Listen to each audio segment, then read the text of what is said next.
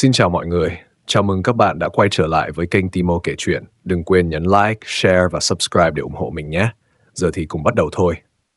Có một sự thật kinh hoàng từng bị chôn vùi hàng thập kỷ, nhưng chỉ mới được phơi bày ra ánh sáng trong vài năm gần đây. Ở Hàn Quốc, từng tồn tại một trại tập trung mà người ta ví như một thảm họa diệt chủng, nơi được so sánh với trại Auschwitz thời Thế chiến thứ hai. Khu vực này tàn bạo đến mức người ta gọi nó như một phiên bản đời thực của trò chơi Squid Game. Câu chuyện này chỉ được công khai và gây chấn động dư luận nhờ một bộ phim tài liệu nổi tiếng. Nhờ đó, các nhà điều tra đã vào cuộc, cố gắng tìm kiếm những nạn nhân bị vùi lấp trong im lặng suốt hơn 25 năm qua. Giữa những ký ức đau thương, một câu chuyện đặc biệt đã gây rúng động dư luận. Đó là câu chuyện về một cậu bé 12 tuổi tên Trung vào năm 1982. Trung là một cậu bé thông minh, hiếu thảo và luôn đạt thứ hạng cao nhất trong các kỳ thi ở trường. Không chỉ học giỏi, cậu còn biết chăm sóc mẹ mình, một người phụ nữ ốm yếu. Tuổi 12, Trung đã tự tay nấu ăn, làm việc nhà và là niềm hy vọng duy nhất của gia đình nhỏ bé ấy. Thế nhưng, một ngày định mệnh đã làm thay đổi cuộc đời cậu mãi mãi. Vào một buổi tối muộn năm 1982, Trung vẫn chưa về nhà. Gia đình phát hiện rằng cậu đã đi cùng một người hàng xóm đến thành phố gần đó. Với một đứa trẻ chưa từng đặt chân đến thành phố lớn, mọi thứ ở đó đều đầy mê hoặc. Trung bị cuốn hút bởi những trò chơi, những món ăn ngon lành và một thế giới đầy màu sắc. Trong lúc đang mải mê trong phòng chơi game, người hàng xóm rời đi để Trung lại một mình.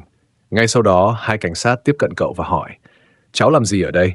Cháu đi một mình à?" Họ nói sẽ đưa cậu về nhà và Trung, một cậu bé ngây thơ, tin rằng cảnh sát là người có thể tin tưởng. Cậu không hề biết rằng bước chân theo họ sẽ là khởi đầu cho một cơn ác mộng kéo dài cả đời. Kể từ đó, những vụ mất tích kỳ lạ bắt đầu xảy ra. Thỉnh thoảng, những đứa trẻ bỗng biến mất không để lại bất kỳ dấu vết nào. Một trong những câu chuyện ám ảnh nhất xảy ra vào năm 1983 với cô bé Lee, khi ấy chỉ mới 7 tuổi. Hôm đó, Lee và em trai đang chơi ngoài đường thì hai viên cảnh sát tiếp cận họ. Giống như nhiều đứa trẻ khác, Lee không hề nghi ngờ gì và ngoan ngoãn đi theo họ. Sau vài giờ tại đồn cảnh sát, những viên cảnh sát nói rằng sẽ đưa hai đứa trẻ về nhà. Nhưng điều xảy ra sau đó lại là khởi đầu cho cơn ác mộng khủng khiếp. Ngay khi Lee và em trai rời khỏi đồn cảnh sát, một chiếc xe tải màu trắng đã chờ sẵn bên ngoài. Cả hai bị ép lên xe mà không nhận được bất kỳ lời giải thích nào. Chiếc xe tải bí ẩn này khiến người ta liên tưởng đến những phân cảnh trong các bộ phim kinh dị, nơi những chiếc xe tải chở người đến địa điểm không ai biết và họ biến mất mãi mãi. Bên trong xe, Lee và em trai nhận ra mình không hề đơn độc. Có rất nhiều trẻ em và cả người lớn bị nhồi nhét trong không gian chật chội, tối tăm ấy. Không khí ngột ngạt và tiếng la hét, khóc lóc vang lên khắp nơi. Điểm đến của chiếc xe tải là một nơi mà các nạn nhân sau này gọi là địa ngục. Khi những đứa trẻ bước xuống xe, chúng được dẫn vào một tòa nhà bí ẩn với những cánh cửa thép nặng nề chỉ có thể khóa từ bên ngoài. Bên trong là những căn phòng dài chật chội, nơi được lấp đầy bởi những chiếc giường tầng xếp lớp. Những đứa trẻ nhỏ bé, yếu đuối hoảng loạn hỏi: "Tôi đang ở đâu? Tôi muốn về nhà." Nhưng ngay khi ai đó khóc, hỏi hoặc phản kháng, những người bảo vệ lập tức sử dụng vũ lực, không chút thương xót. Những trận đánh tàn nhẫn trở thành câu trả lời duy nhất mà bọn trẻ nhận được. Từ khoảnh khắc bước chân vào tòa nhà đó, cuộc đời của những nạn nhân đã hoàn toàn thay đổi. Chiếc xe tải tiếp tục chở những người vô tội đến một nơi mà không ai có thể tưởng tượng nổi. Khi đến nơi, tất cả những người bị bắt, từ trẻ em đến người lớn, đều bị lùa vào một tòa nhà lớn. Nó đủ rộng để chứa từ 80 đến 100 người trong mỗi phòng, nhưng bầu không khí bên trong nặng nề đến nghẹt thở. Điều khiến mọi người rùng mình là tất cả đều được phát đồng phục màu xanh lam có sọc, đồng phục giống hệt nhau, không chút khác biệt. Ngay khi bước vào, họ bị buộc phải cạo trọc đầu, không ai được phép giữ lại mái tóc của mình. Tên tuổi và danh tính của họ cũng bị tước bỏ, thay vào đó họ chỉ được gọi bằng những con số lạnh lẽo. Mọi người phải tuân theo các mệnh lệnh nghiêm ngặt của các sĩ quan, như thể họ đang ở trong một doanh trại quân đội. Hệ thống cấp bậc và sự kiểm soát tuyệt đối. Những người bên trong khu trại này cũng bị phân chia theo cấp bậc, giống như quân đội. Một người phụ nữ khi bị bắt vào đây năm 7 tuổi, nhớ rằng có cả những đứa trẻ nhỏ hơn mình, chỉ khoảng 4 hoặc 5 tuổi. Ngày đầu tiên của địa ngục, Sau khi tất cả bị thay đồng phục, họ được lệnh đi ngủ. Nhưng thử hỏi, làm sao có thể ngủ được? Những đứa trẻ và người lớn đều chìm trong nỗi sợ hãi. Vào đúng 5 giờ sáng, tiếng chuông báo thức vang lên chói tai, phá tan mọi giấc ngủ chập chờn. Tất cả mọi người đều phải nhanh chóng xếp hàng ra ngoài. Đối với những người mới đến như Trung và Ly, họ không được hướng dẫn bất kỳ điều gì. Họ chỉ biết làm theo những người đã ở đây trước đó. Và khi bước ra khỏi tòa nhà, một cảnh tượng khiến họ choáng váng. Hàng ngàn con người đứng thành hàng ngũ, tất cả đều mặc đồng phục xanh lam, có sọc. Ở đó không chỉ có trẻ em, mà còn có người lớn, kể cả những người già yếu. Tất cả đều im lặng, răm rắp nghe theo mệnh lệnh. Khung cảnh bên ngoài trại giống như một cơn ác mộng. Hàng loạt tòa nhà giống hệt nhau, đứng san sát, được bao bọc bởi những bức tường bê tông cao vút. Khu vực này hoàn toàn bị cô lập, được canh gác cẩn mật bởi các lính gác vũ trang. Ngay cả khi có ai đó mơ tưởng đến việc trốn thoát, những bức tường cao và các trạm canh phòng tỏa khắp nơi khiến điều đó gần như bất khả thi. Điều kỳ lạ là địa điểm bí mật này bị ẩn giấu sâu trong một khu vực rừng rậm, tương tự như cách mà Squid Game đã tái hiện trong phim. Cả khung cảnh và bầu không khí đều toát lên vẻ lạnh lẽo, khắc nghiệt như thể bước ra từ một bộ phim kinh dị. Những ngày đầu tiên trong trại chỉ là khởi đầu của một chuỗi địa ngục không lối thoát. Những khu trại được giấu sâu trong rừng rậm, địa ngục của sự bóc lột và áp bức. Những khu vực này được xây dựng rất kín đáo, nằm sâu trong các khu rừng rậm rạp, khó ai có thể tìm thấy nếu không biết rõ địa hình hoặc vô tình lạc vào.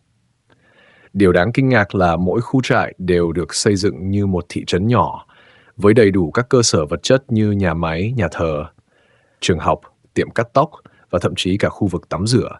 Nhưng sự thật rùng rợn là đây không phải địa điểm duy nhất. Sau này, người ta phát hiện rằng có rất nhiều khu trại tương tự được phân bố khắp Hàn Quốc, tất cả đều vận hành theo một mô hình giống nhau. Tất cả những người trong trại phải chấp hành nghiêm ngặt các mệnh lệnh. Mỗi khi có lệnh, họ phải xếp hàng, chào hoặc hát những bài hát được quy định. Đối với những người mới đến, không có bất kỳ hướng dẫn nào, họ buộc phải quan sát và làm theo những người cũ.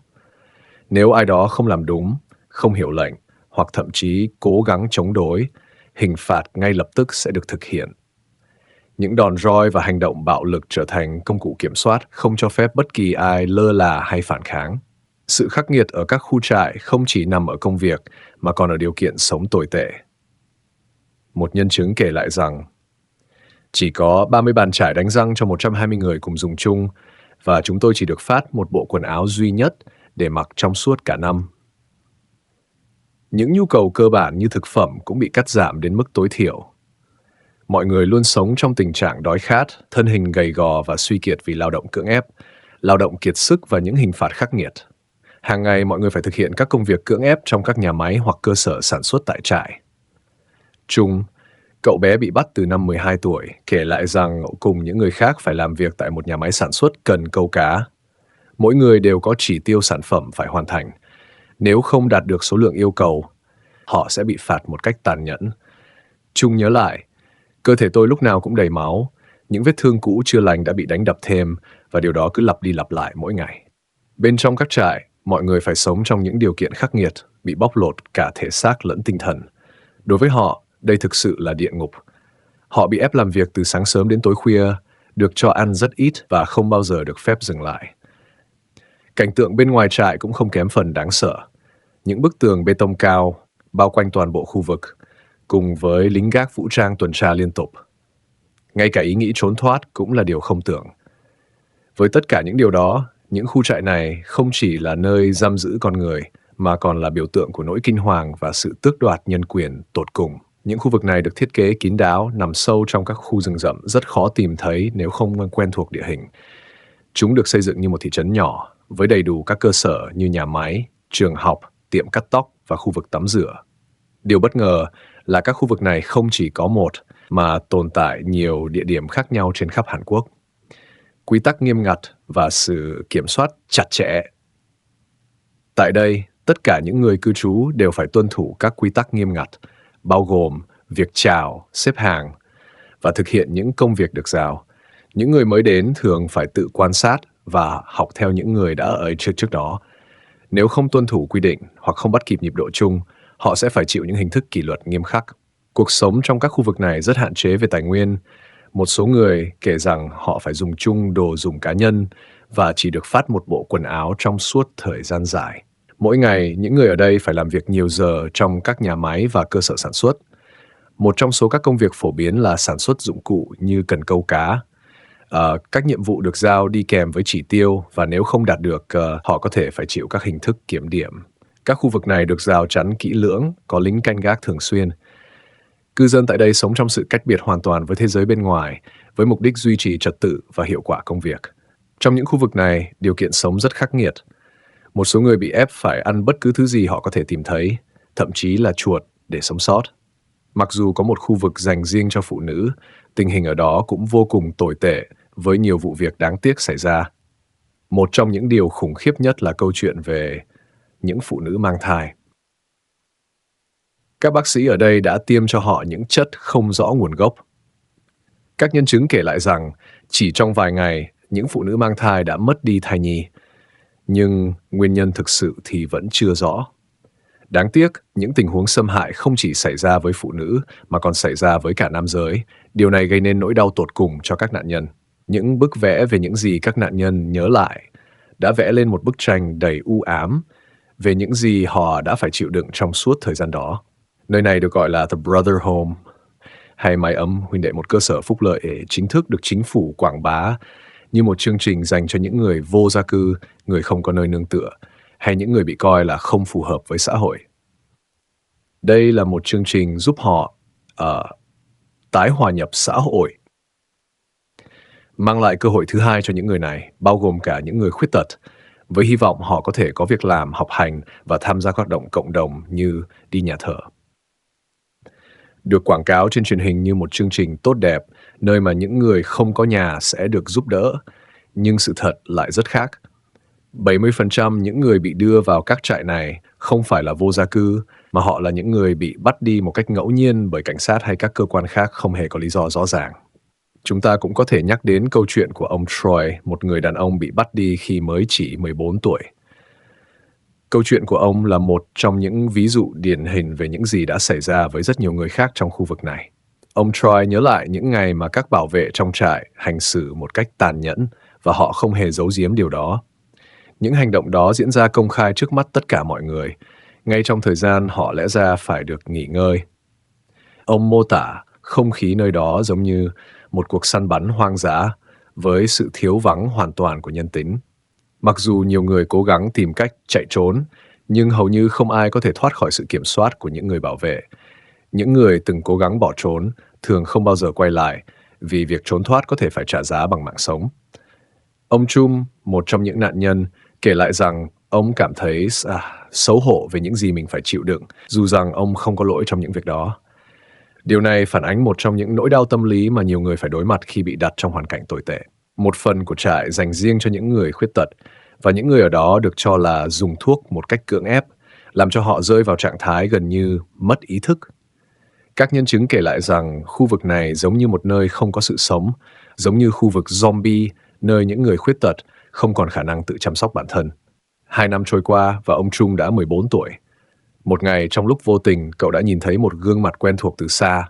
Đó chính là cha cậu. Đây là một khoảnh khắc đầy xúc động bởi cha mẹ của những đứa trẻ bị mất tích sẽ trải qua những cảm giác tột cùng của sự đau đớn và tuyệt vọng khi không biết con cái họ đang ở đâu và tình trạng của chúng như thế nào. Cha của Trung đã rất nhiều lần đến đồn cảnh sát để cầu xin được giúp đỡ tìm con trai. Tuy nhiên, thay vì nhận được sự giúp đỡ, ông bị từ chối và bị đối xử với sự nghi ngờ vì họ cho rằng ông không phù hợp với xã hội.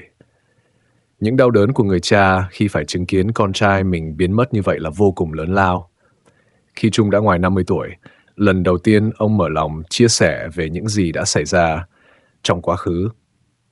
Ông thừa nhận rằng khi gặp lại cha mình trong hoàn cảnh khắc nghiệt này, ông cảm thấy một sự vui mừng nhẹ nhàng, nhưng cũng không thể tránh khỏi cảm giác xấu hổ và ngượng ngùng vì chứng kiến sự già đi nhanh chóng của cha trong thời gian ngắn. Người cha mạnh mẽ trước đây đã không còn nữa, thay vào đó là một người đàn ông kiệt sức. Một khoảnh khắc xúc động đã xảy ra khi người cha, dù bản thân đang phải chịu đói, vẫn dành chiếc bánh gạo cũ, món quà đặc biệt trong dịp Tết, cho con trai mình.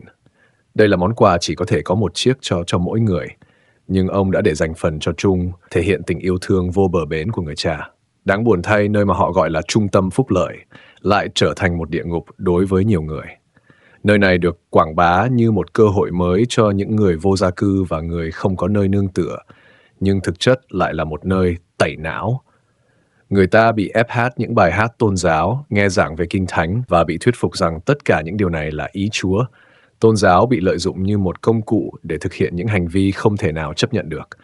Sự tôn thờ này khiến mọi thứ càng trở nên phức tạp và khó hiểu khi người ta lợi dụng đức tin của những người khốn khổ để thực hiện những hành vi độc ác. Vào tháng 12 năm 1986, một công tố viên tên ông Kim đã quyết định dành một ngày nghỉ để đi săn, và điều này đã dẫn đến một sự kiện quan trọng khác. Ông Kim, trong một chuyến đi săn cùng đồng nghiệp vào tháng 12 năm 1986, đã tình cờ phát hiện ra một khu vực bí mật trong rừng. Khi ông quan sát từ xa, ông nhận thấy một sự tương tác kỳ lạ giữa những người lao động và những người bảo vệ có hành vi nghi ngờ. Bên cạnh những người lao động vất vả, ông nhìn thấy những người bảo vệ cầm gậy dài và kiểm soát những người này một cách rất nghiêm ngặt. Những con chó lớn cũng được thả rông và cố tình đe dọa, tạo ra một bầu không khí đầy lo lắng và sợ hãi. Ông Kim tiếp tục theo dõi và nhận thấy rằng những người lao động này đang bị đưa vào một khu vực giống như một trại giam. Cổng vào bị khóa chặt và có một số người bị xích chân để không thể trốn thoát. Sự hiện diện của các bảo vệ và sự kiểm soát nghiêm ngặt khiến ông Kim cảm thấy có điều gì đó không ổn và quyết định điều tra thêm về khu vực này. Khi cuộc điều tra được mở rộng, ông Kim phát hiện ra một thực tế đáng sợ. Có khoảng 900 trẻ em đang bị ép lao động khổ sai, cùng với hơn 3.000 người lớn đang sống trong điều kiện khắc nghiệt. Cuối cùng, ông tìm thấy văn phòng của người đứng đầu trung tâm phúc lợi, ông Park, và phát hiện một khoản tiền lớn trị giá hơn 20 triệu đô la. Khi bị thẩm vấn, ông Park thể hiện thái độ kiêu ngạo và không hợp tác. Ông tuyên bố rằng mình được chỉ định vào chương trình này bởi một quan chức cao cấp trong chính phủ và vì thế không thể bị điều tra. Ông Park cũng tiết lộ rằng mỗi người được đưa vào trung tâm này sẽ tạo ra một khoản lợi nhuận cho ông ta, không chỉ từ các khoản thanh toán mà còn từ công việc lao động mà những người này làm, chẳng hạn như việc sản xuất các mặt hàng như cần câu cá. Từ đây, mọi chuyện trở nên phức tạp và khó giải quyết hơn khi ông Park trở thành một người có quyền lực lớn và mọi chỉ thị của ông ta đều được coi là luật trong khu vực này. Vào năm 1981, khi Hàn Quốc chuẩn bị tổ chức kỳ Thế vận hội tiếp theo, chính phủ quyết định thực hiện một chiến dịch dọn dẹp toàn quốc nhằm tạo ra một hình ảnh đẹp đẽ cho đất nước. Cảnh sát bắt đầu hành động mạnh mẽ, tập trung vào việc thu gom những người vô gia cư và trẻ em mồ côi từ đường phố. Các sĩ quan cảnh sát được khuyến khích và khen thưởng dựa trên số lượng người mà họ thu gom. Điều này càng thúc đẩy họ trong nhiệm vụ của mình. Ông Kim, một điều tra viên với lương tâm chính trực, đã rất sốc khi nhận được một cuộc gọi từ các quan chức cấp cao yêu cầu ông giảm án cho ông Park, người đứng đầu các trại lao động. Các quan chức này là cấp trên của ông và họ yêu cầu ông thực hiện điều này, khiến ông không có sự lựa chọn nào khác. Tuy nhiên, đây là khoảnh khắc khiến ông mất niềm tin vào hệ thống tư pháp, khi ông nhận ra rằng những người có quyền lực và tiền bạc có thể dễ dàng thoát khỏi tội lỗi dù họ đã gây ra những hành động nghiêm trọng. Vào những năm 70-80, Tổng thống Hàn Quốc lúc bấy giờ là Chun Do-won, một nhân vật gây nhiều tranh cãi trong lịch sử. Ông Chun bị cáo buộc liên quan nhiều vụ vi phạm nghiêm trọng quyền con người và có một cuộc bạo động lớn xảy ra do sự phản đối mạnh mẽ đối với chính quyền độc tài của ông. Dù vậy, ông Park, người đứng đầu các trại lao động, cuối cùng chỉ phải chịu một án tù ngắn ngủi, khoảng 2 năm 6 tháng, với nhiều cáo buộc bị bãi bỏ. Vào năm 1987, khi những thông tin về các trại này bị phơi bày, các trại đã bị đóng cửa. Tuy nhiên, vì đây là một chương trình do chính phủ điều hành, nên họ đã chỉ thay đổi tên và địa điểm của các cơ sở này và tiếp tục hoạt động, khởi đầu lại từ đầu mà không bị trừng phạt thực sự. Ông Chung, một trong những nạn nhân, khi nghe tin mình sắp bị chuyển đến một địa điểm khác, cũng nhận được cuộc gọi thông báo rằng cha mình đã qua đời trong trại. Không ai thực sự biết nguyên nhân chính xác không khiến ông qua đời, nhưng có nhiều giả thuyết cho rằng ông đã ra đi vì kiệt sức và bị bạo hành tàn thương kiệt sức. Trại tập trung này đã tồn tại khoảng 12 năm, trong đó có tổng cộng 38.437 người là nạn nhân của sự lạm dụng. Mặc dù các trại này chính thức đóng cửa vào năm 1988, những chương trình tương tự vẫn tiếp tục tồn tại dưới các tên gọi và địa điểm khác nhau. Mặc dù thông tin về những hành vi tàn bạo này đã dừng lại, vẫn có thông tin cho rằng những người sống sót sau những trại này tiếp tục phải chịu đựng sự đối xử bất công trong những năm tiếp theo. Một lý do lớn khiến họ không thể lên tiếng ngay lập tức là vì sự kỳ thị xã hội. Nhiều nạn nhân cảm thấy rằng họ sẽ mãi mãi bị coi là những người không phù hợp và bị gắn mác này. Điều này đã thực sự đúng đối với rất nhiều người, những nạn nhân của chương trình phúc lợi, sau khi các trại đóng cửa vào cuối những năm 80. Họ nói rằng không thể quay lại nhà của mình nữa vì đã quá lâu từ khi bị bắt đi khi còn quá nhỏ. Nhiều người không còn có thể tìm được cha mẹ và phải sống ở các cơ sở khác như trại trẻ mồ côi hoặc các cơ sở dành cho người vô gia cư. Một số người phải được đưa đến các cơ sở tâm thần vì những tổn thương về thể chất và tinh thần mà họ phải gánh chịu suốt thời gian dài bị lạm dụng. Có một câu chuyện đáng chú ý về một người đàn ông và chị gái của anh. Mặc dù anh may mắn sống sót, nhưng chị gái anh đã trở thành người tàn tật do những trận bạo hành tàn nhẫn trong trại. Mãi đến năm 2012, 15 năm sau khi sự kiện này xảy ra, những người sống sót cuối cùng đã đứng ra trước tòa án và tìm cách đòi lại công lý. Ông Han, một trong những người đầu tiên lên tiếng về sự việc, đã chia sẻ: "Nhưng câu chuyện tôi đang kể là dành cho đứa con 9 tuổi của tôi. Điều chúng tôi tìm kiếm nhất là sự bình thường trở lại." Tuy nhiên, những nỗ lực của họ gặp phải sự phản đối từ tòa án và cảnh sát, những người tuyên bố rằng thời hiệu khởi kiện đã qua. Chính phủ Hàn Quốc bắt đầu thực hiện một chiến dịch làm sạch đẹp đất nước vào năm 1981 khi họ quyết định chuẩn bị cho sự kiện Thế vận hội sắp tới. Chính trong thời gian này, cảnh sát được khuyến khích thu gom người vô gia cư và những người không phù hợp với xã hội, và họ thường được khen thưởng dựa trên số lượng người mà họ bắt được. Hệ quả là đường phố không còn những người vô gia cư hay trẻ mồ côi. Ông Kim, một điều tra viên với đạo đức nghề nghiệp, rất sốc khi nhận được yêu cầu từ các quan chức cấp cao yêu cầu ông giảm án cho ông Park, người đứng đầu chương trình phúc lợi. Các quan chức cấp cao đã can thiệp và ông Kim không còn sự lựa chọn nào khác.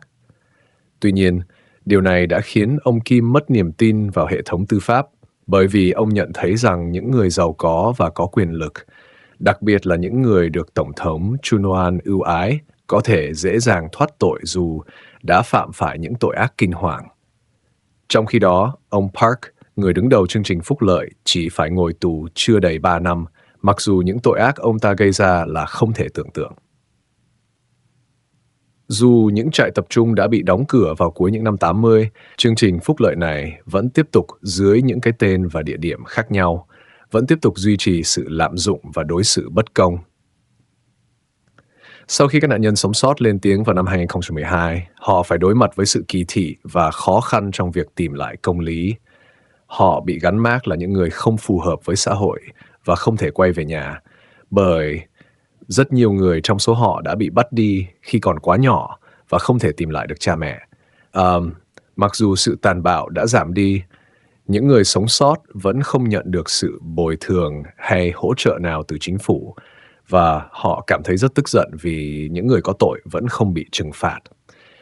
Nhiều năm sau khi chương trình phúc lợi kết thúc, các nạn nhân vẫn không ngừng đấu tranh để đòi lại công lý và sự công bằng mà họ xứng đáng có được. Câu chuyện của họ là một minh chứng cho sự kiên cường và lòng dũng cảm với Frap, nhưng cũng là một lời nhắc nhở rằng công lý vẫn còn phải chiến đấu. Hơn nữa, ông Park, người đáng ra phải chịu trách nhiệm, đã qua đời vào năm 2016. Nhiều đoàn làm phim tài liệu đã cố gắng phỏng vấn hoặc tìm kiếm câu trả lời từ ông, nhưng thật không may, sức khỏe của ông lúc đó rất yếu. Dường như ông đã mắc chứng mất trí nhớ và không thể nhớ được mọi thứ. Ông chỉ còn như một người già yếu mà không thể tham gia phỏng vấn. Người ta kể rằng, cho đến khi qua đời, ông Park sống cuộc đời của một người rất giàu có. Với số tiền kiếm được từ chương trình phúc lợi, ông đã mua được nhiều tòa nhà. Để phản đối, các nạn nhân đã cắm trại ngoài tòa án suốt hơn 900 ngày. Trong suốt 3 năm ấy, họ kiên trì cắm trại để tìm kiếm sự lắng nghe. Mãi đến năm 2020, tòa án mới đồng ý mở lại cuộc điều tra vụ án phúc lợi mái ấm Huyên Đệ xảy ra vào những năm 70-80. Tuy nhiên, cho đến nay các nạn nhân vẫn chưa nhận được bất kỳ khoản bồi thường hay hỗ trợ nào từ phía chính phủ. Họ tin rằng mình xứng đáng nhận được điều này vì chương trình mà họ bị ép tham gia một cách bất công lại chính là do chính phủ thực hiện. Và những kẻ gây ra nỗi kinh hoàng cho họ vẫn đang sống ngoài kia mà không phải chịu bất kỳ sự trừng phạt nào. Đây là một trong những lý do khiến các nạn nhân vô cùng tức giận. Khi còn nhỏ, họ không thể phản kháng. Khi đã trưởng thành, họ cũng không thể tự bảo vệ và đòi lại công lý cho mình. Và câu chuyện hôm nay đã kết thúc tại đây. Hãy cùng chia sẻ ý kiến của bạn ở phần bình luận. Trước khi rời đi, đừng quên để lại một like, một subscribe trên kênh Timo kể chuyện để không bỏ lỡ những câu chuyện đầy kịch tính và bất ngờ trong các video sau nhé.